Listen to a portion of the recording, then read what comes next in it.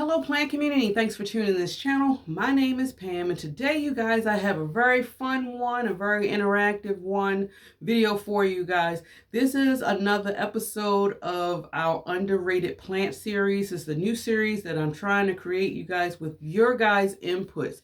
This video is all about giving opportunities to other people in this beautiful plant community to showcase some of their plants in their collection that they feel may be underrated. And I'm doing this series because I want to compare across the globe what is underrated in certain areas versus it being oversaturated in others. And I just think this will be fun and very interesting for us to start a healthy plant conversation, if you will, as far as what's popular here and there. And so I'm super excited. If this is something that you like and you are into, please show support by giving a thumbs up, liking and sharing, and thank you in advance. So let's jump right into it.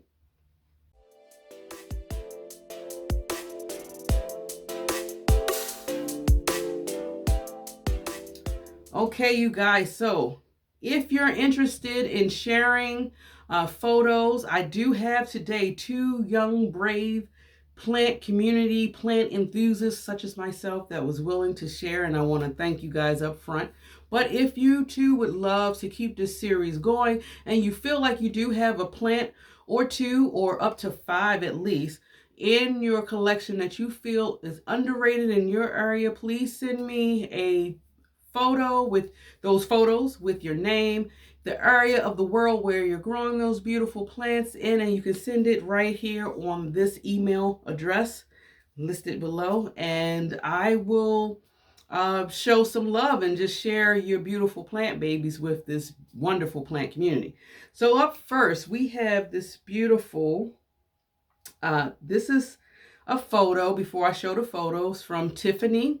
And I believe it's Tiffany. Please correct me if I pronounce your name incorrectly because it is a unique spelling. So I appreciate the spelling. Anyway, this picture of this plant, you guys, that was shared by Tiffany, I would say is an underrated plant. And let's take a look at it. This is actually, and as y'all are looking at it on the screen, I'm actually looking at it in real time on my laptop here.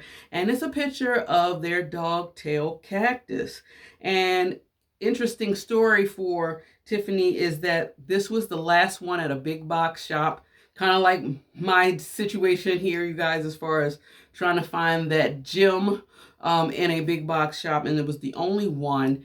And they went back a few times and they saw a couple of them, but they were nowhere near the size of the one that they purchased. And they've only had it in their collection for a year now, but let's just take a quick look, you guys.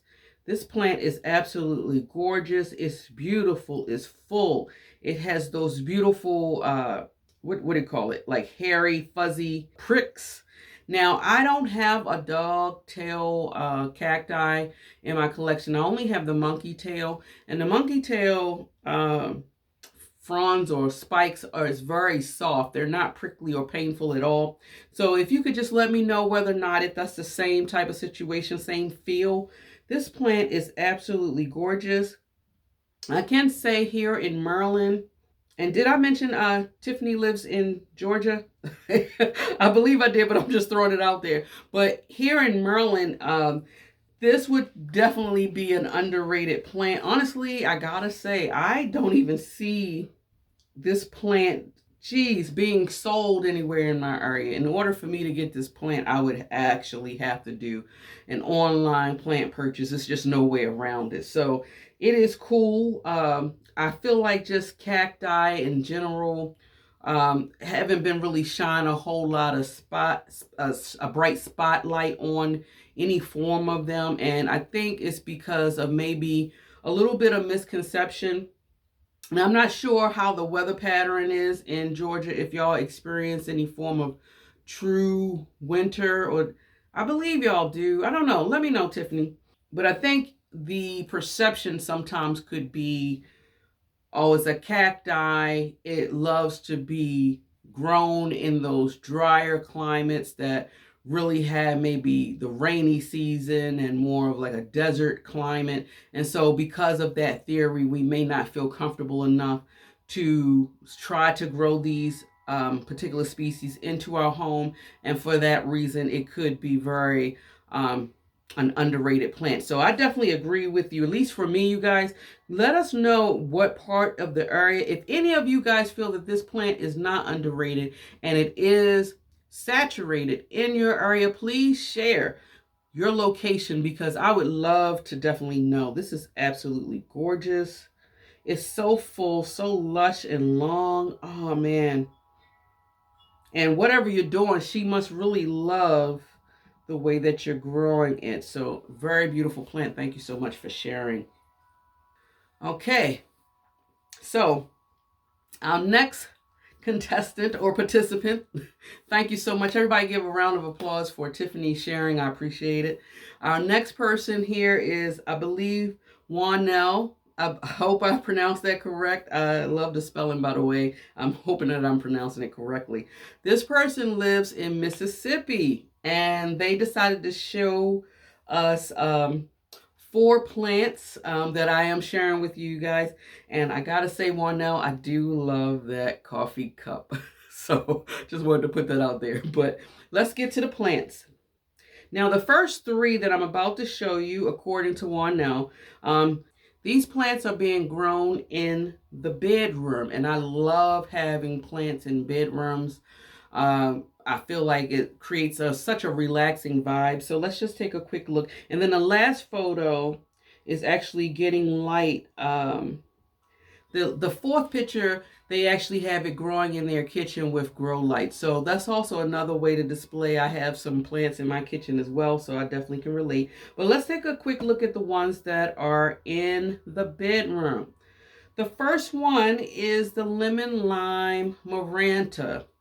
This plant is absolutely gorgeous, in my personal opinion. Honestly, I feel like this plant also is a little bit easier to grow than the red maranta, and I don't know why. I own this plant as well, and I can truly agree with you, Juanell, that this plant is definitely underrated. I remember probably about 4 years ago, I was actually seeing some in big box stores, but I have not seen either one of them, honestly, in quite some time. So I do feel like it is an underrated plant. It's not being talked about often, and I don't understand why, because it's such a beautiful, it's an easy care plant. That's 1. 2, the variation of color. So you have like some dark greens or dark like shadows, a darker green, and then a light green with the light veination going through the plant that you could actually feel. Texture wise, it's like a little, like, what, satin feel, would you say? Satin feel, I would say satin or matte feel to it. So very beautiful plant, but people are not talking about it. So if you are seeing this particular plant, you guys, anywhere all the time, so you're sick of seeing this particular lemon lime maranta, please share. I would love to know what area of the world you live in. This next one, let's see, what's the name of this one? Because I don't want to mispronounce this one. This one is the Diamond Bay Aglaonema. And I don't know if it's all Diamond Bay and all these other names. Like I have is it the Silver Bay? They all fall into that family. Shout out to you, first off, Juanell, for even being able to grow it. I suck at aglaonemas. I don't know why I can't keep them alive. I have a very small collection of them in my collection. I had a bigger one, but they slowly die, and I don't know what I'm doing wrong. But this plant right here is beautiful. I love it. It's so full. Aglaonemas, for the most part, I think are underrated. Probably this one too, because when you go to the big box shop, at least here in Maryland, for me, when I go to the big box shop, I'm seeing that green variety one with the red outline. And that's pretty much it. I'm not seeing any other variation of color in regards to the aglaonema world. So I don't know if that's the reason why, because of the availability, not being able to get them quite often. Juanell, let me know. Is this one, you said Diamond Bay, is this readily available in your area? But I do agree that it is an underrated plant. It's very beautiful. Now, I can't contest, you guys, from my perspective, whether or not if this plant is easy care. but it's supposed to be very adaptable to a low light situation. So, and the contrast of colors, you got that beautiful light color with the green, and each leaf from this photo looks like a fingerprint. It's all different. So it is growing so nicely and so beautiful, but yet people are not talking about this. So if you really was a person that was really into the different colors and variegation, I think this would be the way to go, and it'd be a little bit less expensive on your wallet. Thank you so much for sharing that photo. Very beautiful. The next one here is another Aglaonema, which is very interesting to see, you guys, after we just looked at the Diamond Bay. One else said this is the Golden Bay Aglaonema here.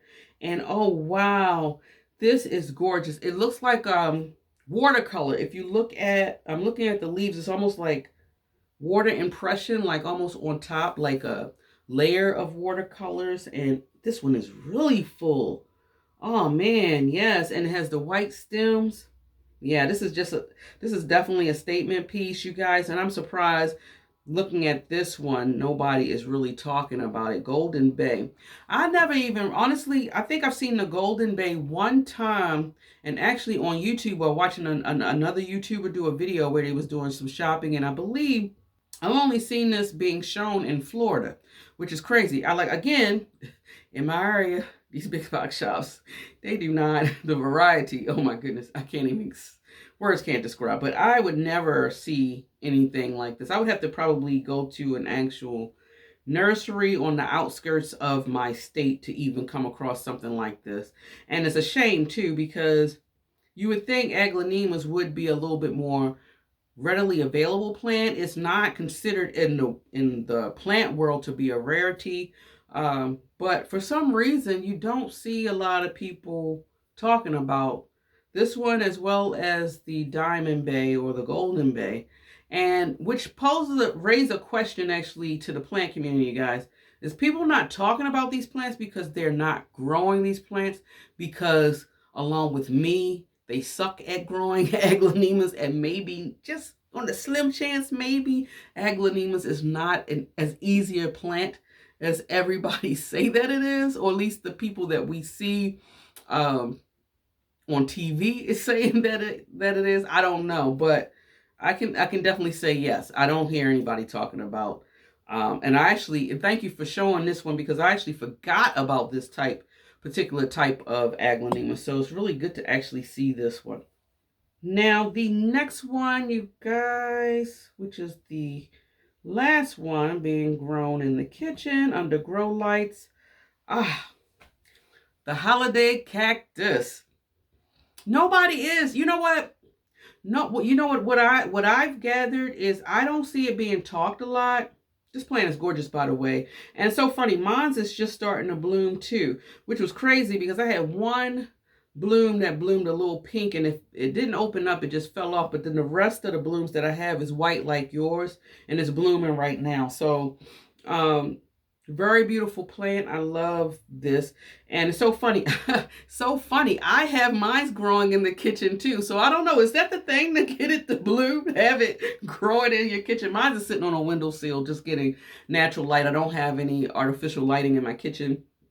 But is that the go-to? Is that the thing to get it to like bloom? I don't know. Let me know. But what I found is you only see this particular cacti being talked about, if talked about at all, is during the holiday season, whether it's Christmas, Thanksgiving, and of course around Easter time. And that's when, for me, at least here in Maryland, I'm seeing that's the only time, I would say really Home Depot is saturating their shop with this particular variety. But I don't think a lot of people are gravitating to it, because what I have noticed year after year after year is always a plethora of them left around, and no one is really buying them off the shelves. Is it because it could be intimidating, or people have tried, or is it not interesting enough? I think it is. I love the all green. That's one. I love the texture of the leaves. The leaf shapes are very unique. The blooms just really set it off for me, especially when they open up. You see how the bloom is, and it has a little fine little flower speck lines that comes out that makes it very interesting. It is a very easy care. I think it loves subtle light, but it does require light.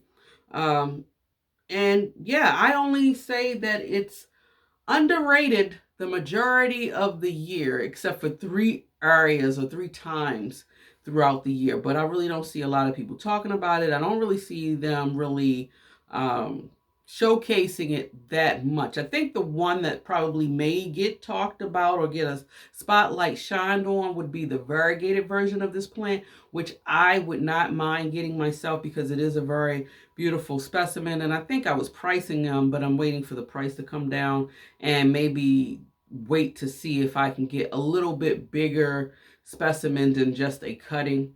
I'm getting, sidebar, you guys, I hate to say this, and I'm being honest with this.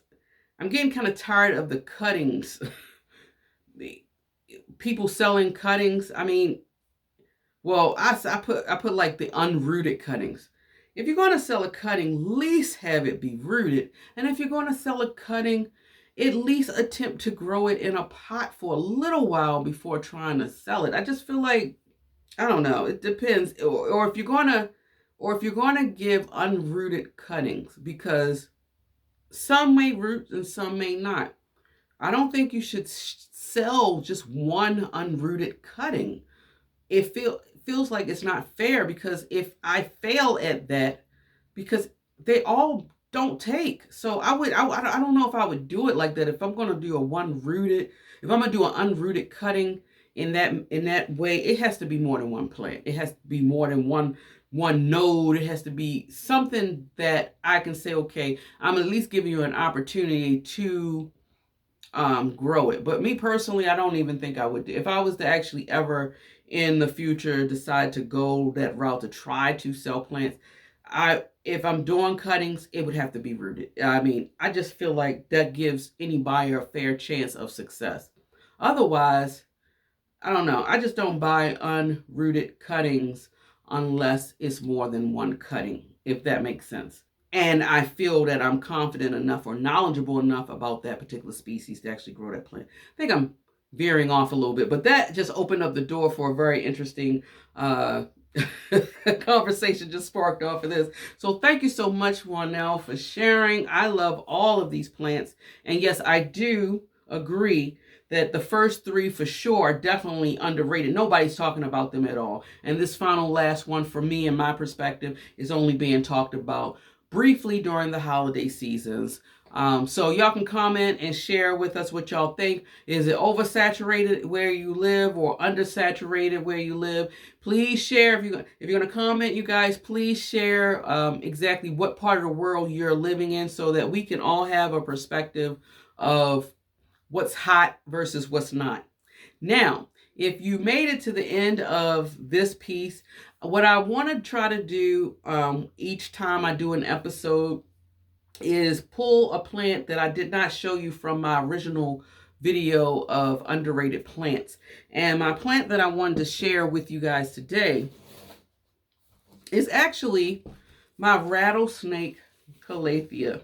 So coincidental that Juanelle wanted to show a Maranta, but it's still a prayer plant nonetheless. And I think certain prayer plants are not being talked about because we have some that's extremely difficult to grow and some that's quite easy to grow. And in my personal opinion, in my climate here, I feel like the rattlesnake is a very easy to grow plant. It's way more forgiving if you forget to water as opposed to other type of prayer plants. This is very beautiful. I love the shape of the leaves.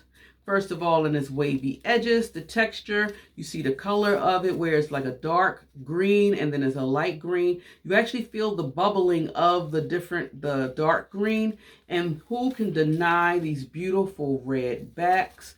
This plant is full. I've had this plant in my collection for 3 years, and she actually needs to be uppotted because I feel some tubers bulging from the side. So it is time for me to give her an up pot, which I will do sometime soon, and I probably will bring you guys along. So I wanted to show you a plant that wasn't on a photo.